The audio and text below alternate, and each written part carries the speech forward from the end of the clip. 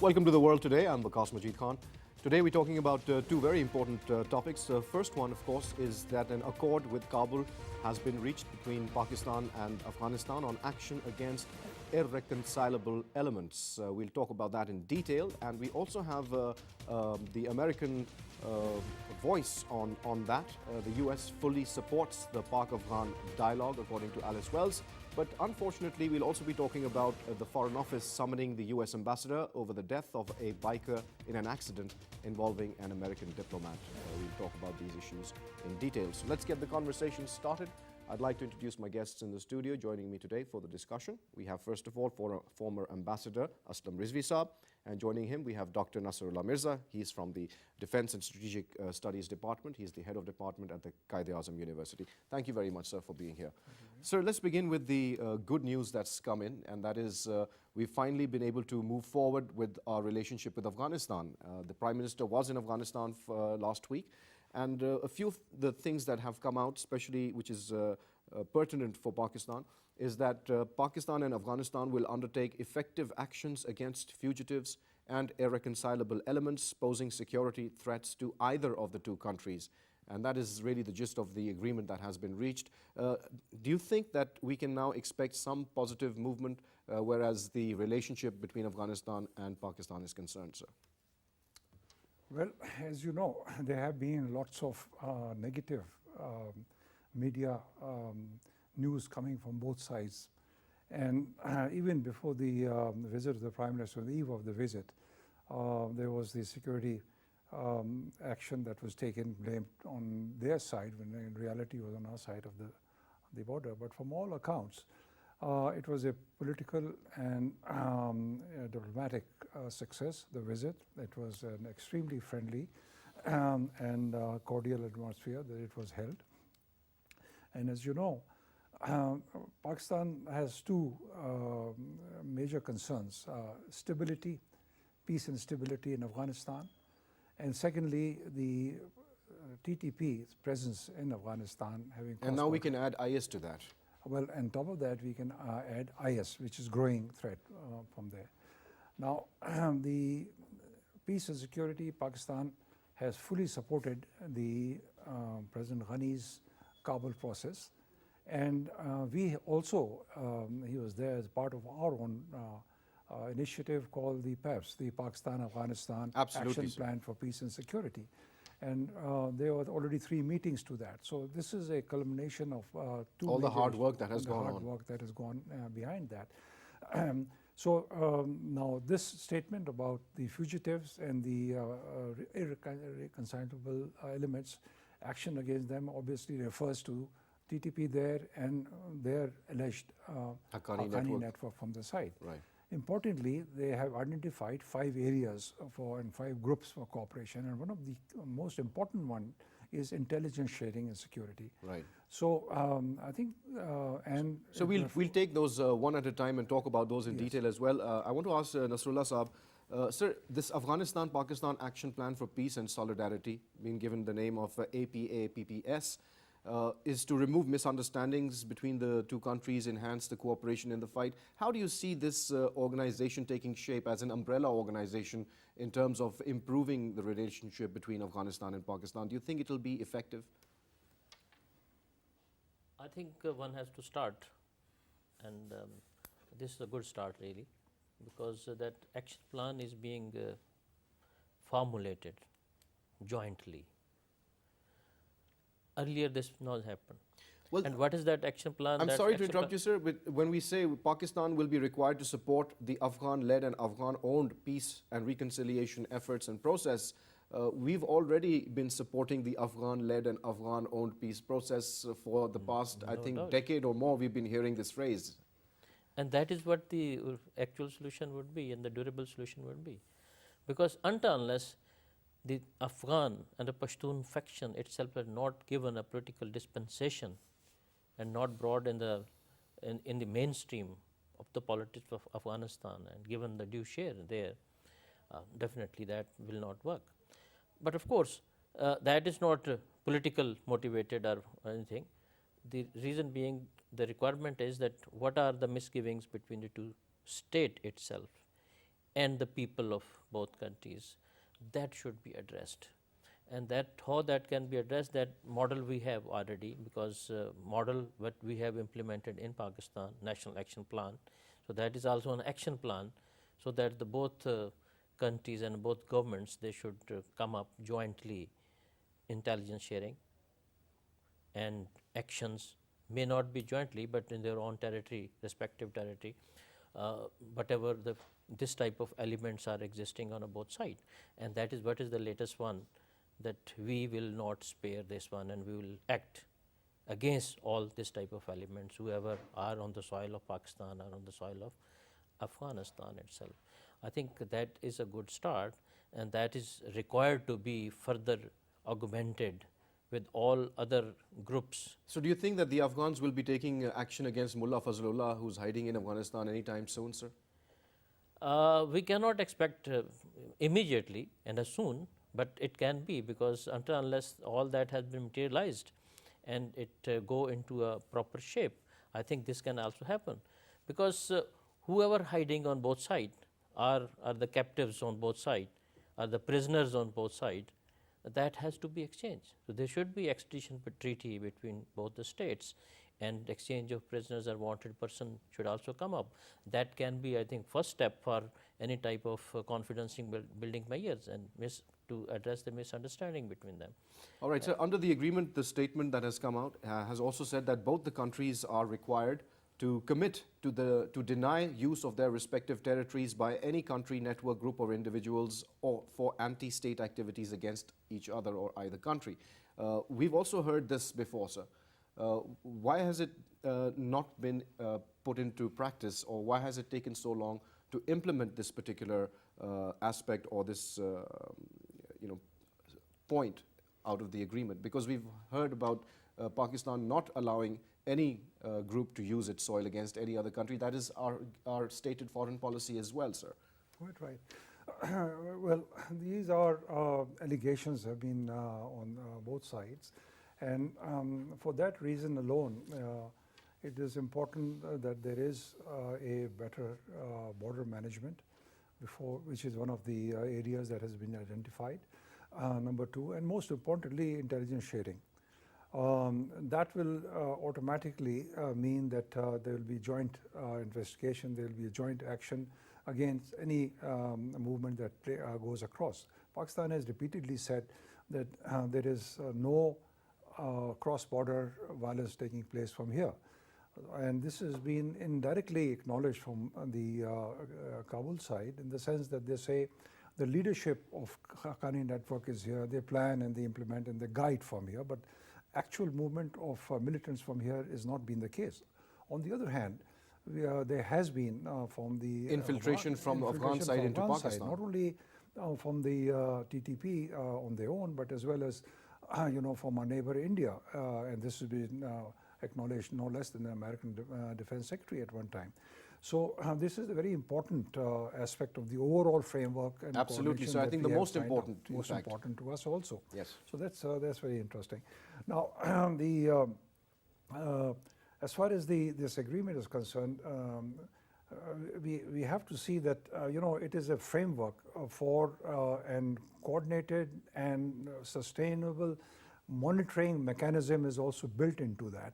So these will be highlighted very soon, and they are the 5 major areas. So it's something which is very concrete. But as I said earlier, it's the third meeting, 3 secretary level meeting have taken place. So this time, it was a head of state who had gone across, head of government and head of state meeting from there, and there's going to be a foreign ministers meeting. In addition to that, one important aspect is the Joint Economic Commission meeting that will take place, and that will address 2 important issues: connectivity, for example, and the railway line, and also, as well as the motorway which is going to Afghanistan.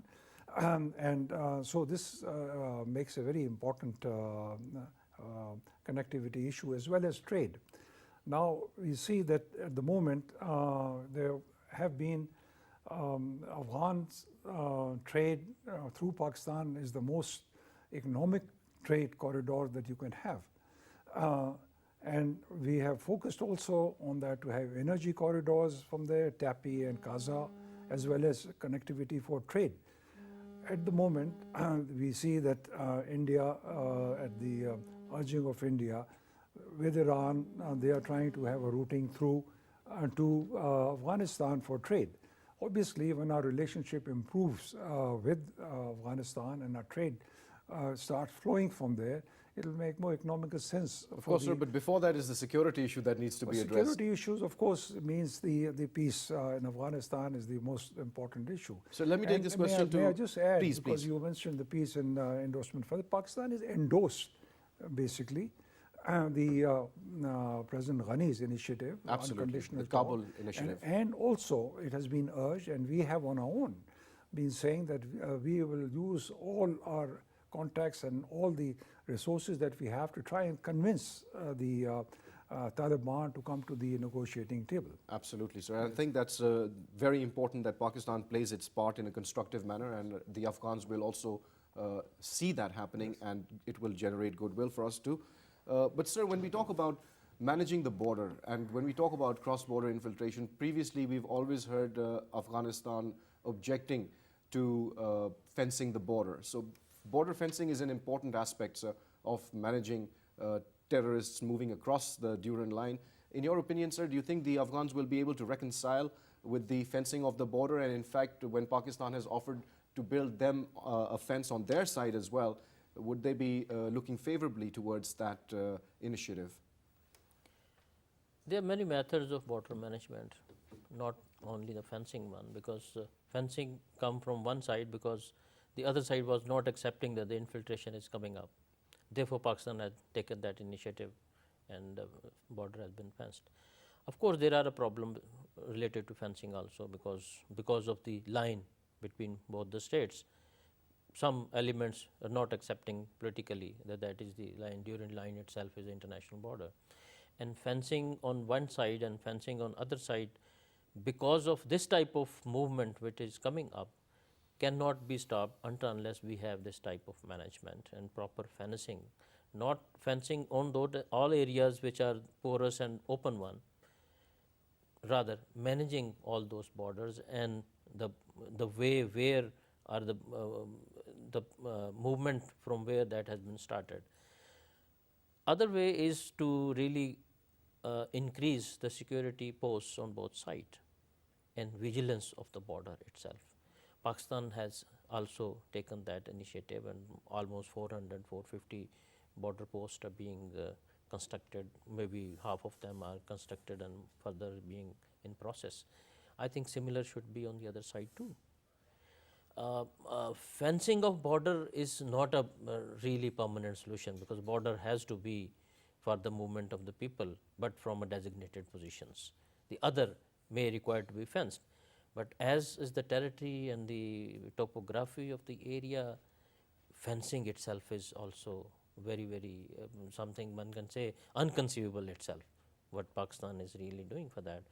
And that is possible with so many resources. Pakistan has offered to Afghanistan also, and I think that was the only initiative Pakistan has taken to build up the confidence buildings, that whatever is coming up from Afghanistan or Pakistan side, that has to be managed. Right. So among the principles that have come out from the meeting between the two prime ministers, the president and the prime minister, is to put in place a joint supervision, coordination and confirmation mechanism through liaison officers for the realization of the agreed actions. And both countries had committed to avoid territorial and aerial violations of each other's territory. Ambassador Saab, in your opinion, sir, we've had this complaint from the Afghans that their airspace was violated. Do you think that this particular mechanism of appointing liaison officers is going to be able to work in the desired manner, sir, or do you think that there are still some others that need to be explored? Well, as you know, these areas are pretty remote. They are not properly security forces on both sides, and you get reports of violations by local people saying that such and such violation is taking place without being able to verify where the actual bombardment or the ammunition has been dropped. Now, when you have the officers on both sides looking at, they can on the ground, they can be able to verify that whether it's been a violation. Pakistan is very, very clear about it, that they do not want to violate and have not violated, because that would allow a pretext for other countries to violate our space. Although, as you know, the Afghan side during the one Trans-Salalah incident and so on, that there have been violations coming. So this is a good mechanism to ensure and to verify. Mistakes can happen when you are flying at height and you are firing, bombs and so on. They can go astray. And if a mistake takes place, then there is a, obvious way that a system in place to address it. But I might add that Pakistan is, most of these actions that Pakistan takes are using precision bombs and so on, and rockets. So the to avoid collateral damage, and two, to be making sure that you only hit areas, the real targets that you foresee as threats, so on. So hopefully this will work. But it is far better than to accuse each other. Absolutely, sir. That was going to be my next question, because what we've seen in the previous past, we've seen that both countries end up pointing fingers at each other, and there's a lot of blame game going on. So one of the principles that was also agreed to was that the public blame game will be avoided, and cooperation mechanisms to respond to mutual issues of contention and concern will be adopted. Do you think that that's going to actually happen, sir? Because there has been a very long history of finger pointing and blame game between the two countries. It's a very important point. Of course, that is very important, and this can happen if there is really honesty behind that. Whatever we are committed, we have to implement that. The reason is that in Afghanistan, the present government itself, how they are the popular government, how being supported by the public, which is not, how it's being conceived internationally and perceived internationally, how strong that government is to commit with Pakistan. And Pakistan government at this moment, of course, is more stronger than that in terms of their own political setup, although there's a less time to new election. But even then, because the popular government itself has a 2/3 majority, and they are, our Prime Minister and the whole team is there. That is the one aspect. That can be further strengthened if the same type of political government, keeping in mind and having this type of vision that there should be peace with Pakistan, it will come in Afghanistan too in the near future. I think that will be further strengthened. This government have really realized for that, because they have been facing all that problem, and blame game has been going on both sides. But realization is there that the indigenous solution, or Afghan-led government itself in Afghanistan, is the only solution. And that the blame game is not going to yield any results. It's just going to further alienate both countries towards each other. That's a very good initiative, sir, and I hope that they continue with that. Lastly, sir, Islamabad has reaffirmed support for the Afghan government's offer of peace dialogue to the Taliban, and urged the militant group to join the reconciliation process without any delay. Now, that's the really icing on the cake, sir. Now, when we say that we've already spoken about the fact that Pakistan has actually lost a lot of leverage that they used to once enjoy with the Taliban. So having said that, do you think that Pakistan will be able to play a part in a positive way to convince the Taliban to enter into this dialogue, or this opportunity that the Kabul government has given to them? They've reached out, offered them the olive branch, and can we convince them to take that olive branch and move forward into the peace process? As you know, Pakistan has consistently said that the peace and stability in Afghanistan is via meaningful, peaceful dialogue, and not through military means. This has been effectively said for a long time. We did have the Afghan leadership, members of them in Shura Council and Quetta, etc. But the reality is that today the leadership of Haqqani network is spread out. Some in UAE, some in Qatar, some in Afghanistan, and some in Pakistan. Even to communicate with them is very difficult amongst themselves. The Haqqani network, some want peace. There are others who are irreconcilable. Right. Not necessarily we are talking about TTP, but even the Afghans. And as you know, there are some who are opposed to having any negotiations with the government, whether it is United States of America or even the Ghani government. And there, on the other hand, the division is leading them to join IS, which is a very dangerous development for all the regional and for the world. So it is in the interest of the regional countries, it is in interest of Afghanistan and Pakistan to try and persuade the Afghans to accept some kind of a negotiation. And you know that the United States as well as China has supported this initiative, theirs, as well as Pakistan's initiative for that.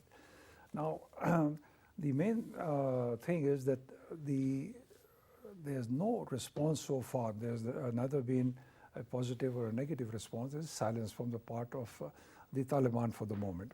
And I think they are perhaps trying to have intra-Haqqani cooperation to find out how they can best respond to this one. We, of course, have been encouraging them to come and join the table. But like I said, they have their own little differences. Then we have this problem of they insisting that they will only deal with Washington. Perhaps Washington should consider that, because after all, they have been in contact with them, and as much as Russia has been in contact with them, so has China been in contact with them. So it is possible to work out some kind of a formula where that's why the Americans have said about the procedural hiccups. Yes. So it's basically about a procedural hiccup. They said that they would want the Taliban to first engage with the Kabul government, and then as a second stage, then maybe engage with the Americans. Well, look, when we had the quadrilateral talks, we had both China and US as observers. So you can have a mechanism where you have the Afghan sitting, the Afghan government sitting, and Americans sitting, and the presence of the Taliban. So it can be possible that they can work out some kind of understanding. As long as the political will is there, sir. Political will is there. But, at the same time, you must say that this kind of a thing cannot happen if there's a hardening and there is a intensification of the military action taking place. The Americans have increased their aerial bombardments and so on.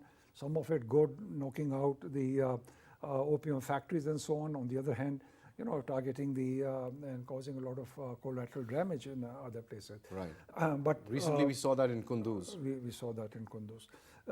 So this is an important thing that on the same goes with the Taliban side. Maybe they should, with the famous Spring offensive, maybe they should consider sort of delaying the Spring offensive and try and bring about a bit of a lull in the intensity of the warfare that is taking place from there.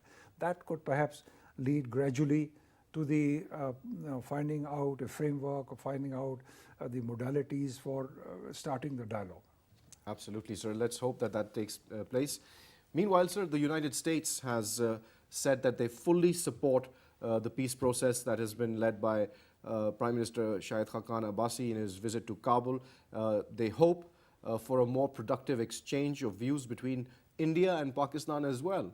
And that's very interesting that Alice Wells would make this comment. So she responded, she made this comment while giving an interview in India to the Indian press. How do you take this particular statement, sir? Do you think that there is any cause for hope on that front? Or do you think that's still a long way to go? Hope can come if India itself, or whatever role India is playing, and whatever United States of America has given a free hand to India and given the role in Afghanistan and in the policy as a strategic partner, if that has to be reviewed by United States of America, then I think between India and Pakistan, and between Afghanistan and Pakistan, or Pakistan and United States of America relation can further improve. That is the obstacle really. If there is any understanding and any type of further development happens in terms of understanding between India and Pakistan on Afghan issue, if not on India-Pakistan issues, that is also, I think, a good Step in and the right welcome direction, sir. right direction. The other thing is, I think United States of America at this moment, as a positive gesture, should announce something, in the sense that United States of America never want to really stay for forever in Afghanistan. So whatever policy they have announced earlier, that we are here to kill, not to build, so that has to be reviewed, because Afghanistan need reconstruction. Right. And the United States of America can offer in words, if not in money and all that.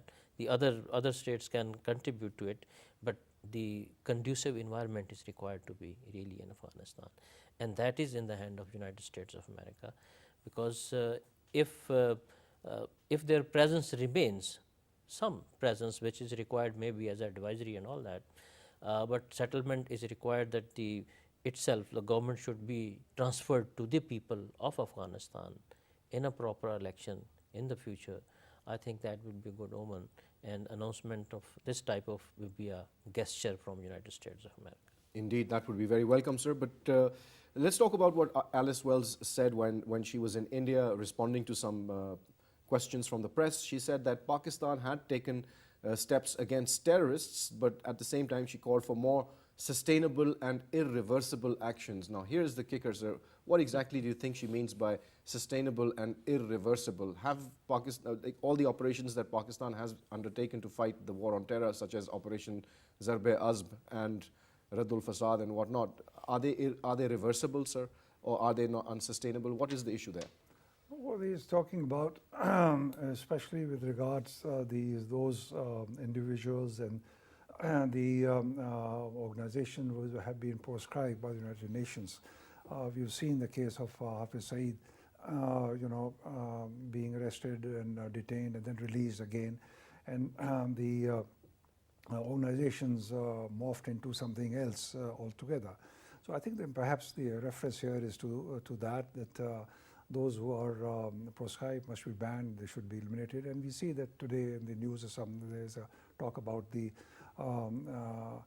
this being raised to the parliament and going through the parliament as making an amendment to that instead of just the ordinance passed by the president.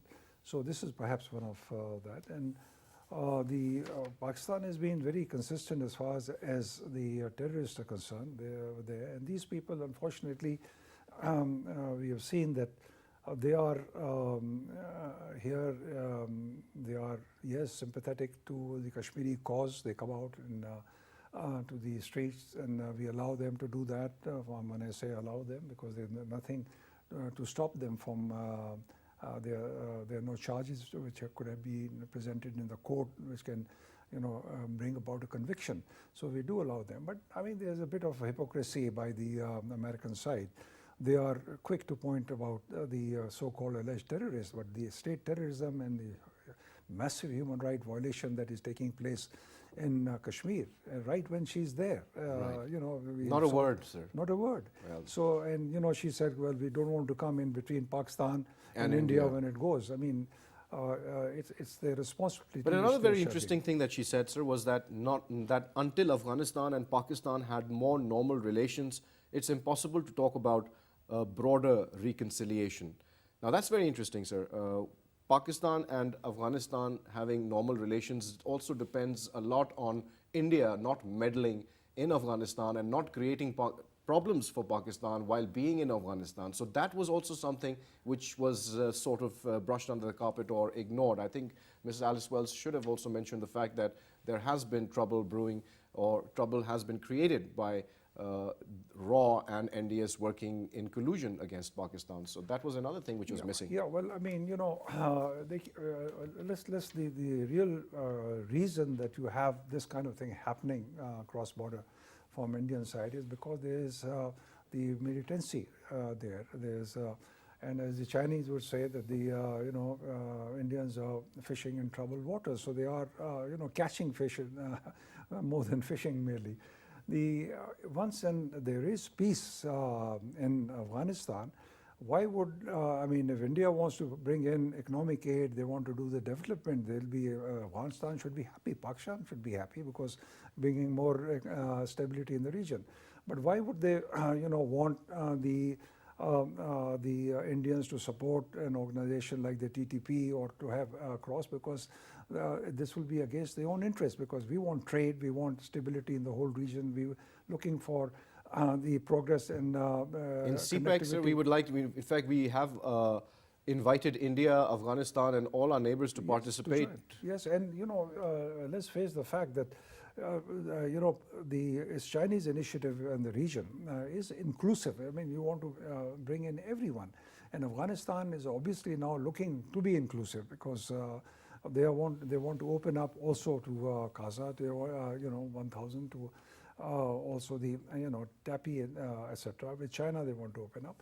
So the Indian influence will no doubt will start dissipating there. As far as any anti-Pakistan influence will start dissipating, because the Afghanistan has much more to go again economically by partnering with Pakistan in trade and energy corridor for their development of their mineral resources with China and so on. So this, and part importantly with CPEC, right, rather than a country which is some distance away, when they have the next door neighbors very supportive.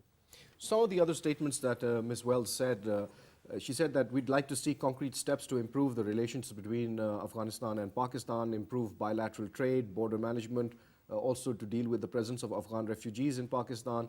All these issues require great coordination and collaboration. They welcome this step. That's what the American government stance is. They also went further to say that the US would encourage similar contacts between India and Pakistan. We always encourage India and Pakistan to sit down and resolve their issues. That was also a statement that she made. But further, I'll quote, she said that I hope that through the stabilization of Afghanistan and enacting the South Asia strategy, conditions can emerge that will allow for a more productive exchange between India and Pakistan. But we're not getting in between the two countries' ability to speak to one another. Now that's very crucial, sir, because it seems that our ability to speak to each other has diminished greatly in the last 4 or 5 years, ever since the BJP government took power. So do you think that that is going to change anytime soon? I think that is required to be changed. It's not going to change really, because India, Pakistan is a major player in South Asia, and whatever the strategy is being referred, the South Asian strategy, of course, in that what role given to India and what Pakistan has been rather condemned in that, all that, that is not really acceptable to, as South Asia policy has been announced by United States of America, the Trump government itself. How India and Pakistan can move forward? Of course, there's a lot many misgivings. But do you think that, do you agree with the statement that for India and Pakistan to improve their relations, it's imperative, or it's a prerequisite that Afghanistan and Pakistan first improve their relations, and then it would be time for India? Why can't both things happen simultaneously? Both can happen simultaneously. But if there happens something, relation between Afghanistan and Pakistan, those are materialized and move forward, an Indian role has been relegated from that side, that will be a one step. But the second will be the relation between India and Pakistan. That should also require to be improved. What is the impediment with that? United States of America, their policy, giving strategic partnership to India, giving all types of waivers, energy waivers and nuclear and all, they have been really helping in them as a counterweight to China. So those are some strategic aspects which are really at the global level, at the grand strategy which United States of America is pursuing, and that role has been given to India. Until unless that is required to be reviewed by United States of America, I think But there's some the very relation between India and Pakistan cannot improve. And there's a very interesting observation, sir, that Ms. Wells made. She said that we're not walking away from Pakistan. We do not believe that yet we have seen the kind of sustainable and irreversible steps that are required to really change the situation on the ground. But she said that we are very heartened by General Bajwa's statements that the monopoly of violence should only belong to the state. There's no space for non-state actors. But here, Pakistan can't be a normal state if there are extremist groups. So which extremist groups do you think Ms. Wells is hinting at? Their hint may be to the same one as they have been saying, that Haqqani network. Or is it the ones that are more concerned with the India or the Kashmir issue? Which particular? Yes, the second one, that one. So I think how we can really control this type of elements and all, which is in Pakistan specifically related to Kashmir, policy is required to be reviewed, because those are the elements. Absolutely, those are the so that is really the key over here. Is the key over. Yeah. Because what India is doing is state terrorism in Kashmir. Yes, that is being completely ignored. And that is being completely ignored. It is criminal silence from the international community, especially from United States of America, Right. on that side. That is required to be really addressed, because those are the people who rights are established under the United Nations. Right. And that is required to be further move. And what India is doing is that really a state terrorism, and repeatedly can be said is a state terrorism, can be proved with all evidence is state terrorism. Well, sir, while we're just about to wind up our discussion on this aspect of our relationship, which is also to do with our own region, but goes beyond when the Americans get involved, sir. She also said that Pakistan, United States wants to see Pakistan succeed as a law-enforced and economically secure country. I quote, she says, "I always say that terrorists who attack Pakistan are also enemies of the United States. And we believe that we have shared interests and that Pakistan has a stake in a stable Afghanistan." Do you think that's the first time this acknowledgement has come through by the US that Pakistan has a stake in a stable Afghanistan? We've been saying that forever. Well, they have acknowledged the importance of Pakistan in the region for the future stability and development even in Afghanistan. So it's yes, it is an acknowledgement. They are very miserly when it comes to giving credit Absolutely. to Pakistan in that regard. Well, sir, she also, in passing, one of the last comments was about the Islamic State group in the Pakistan-Afghanistan region. And she says it adds an urgency to the situation. We cannot afford a conflict and ideological stew there to metastasize. How do you view this particular statement, sir? That's very important, because I think the major threat now emerging is, especially after in Syria, and Daesh are coming across here. There are news reports of a French lady and also Algerian members of Daesh being found in Afghanistan. And the Americans have recently in Afghanistan, and American forces have taken out one of the IS leader in a bombing recently from there. So, and we've had cooperation in that regard with the Americans in the past, Afghanistan, Pakistan, and from here.